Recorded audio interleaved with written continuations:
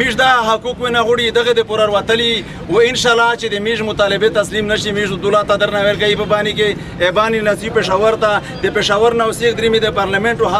هاوس نه مخه دا خلک نوستي چې سره سره د میش مطالبه حل کړي نه وي. د شمالي وزیرستان تحصیل د تخیل خلک وایي دوی سره چې په شمالي وزیرستان کې کم امتیازي چلند روان وو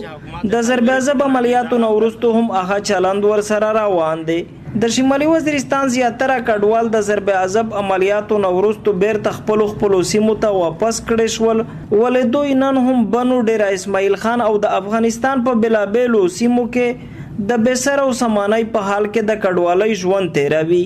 چې موږ په افغانستان کې کارډ دي که ساده هم سره د مولي سره د ګاډي سره اول دا کارډ رشي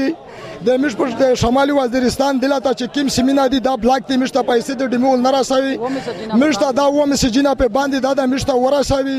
زوتای نه کی موږ خپل خاک د پاکستان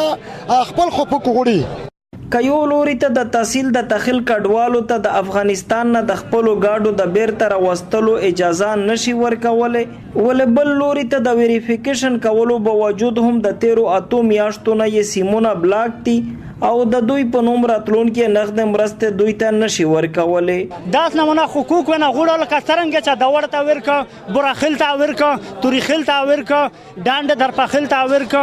دوګر صدګي ته ورکه په نمونه زده غس پاکستاني زیونه غوړه. تحصیل د تخیل کې آباد ټوله قبیله غوښتنه کوي دوی ته د اول د کډوالۍ ټول حقونه ورکړي شي او بیا د پورامن شمالي وزیرستان ته واپس کړي شي. گوهر وزیر، خیبر نیوز، بنو.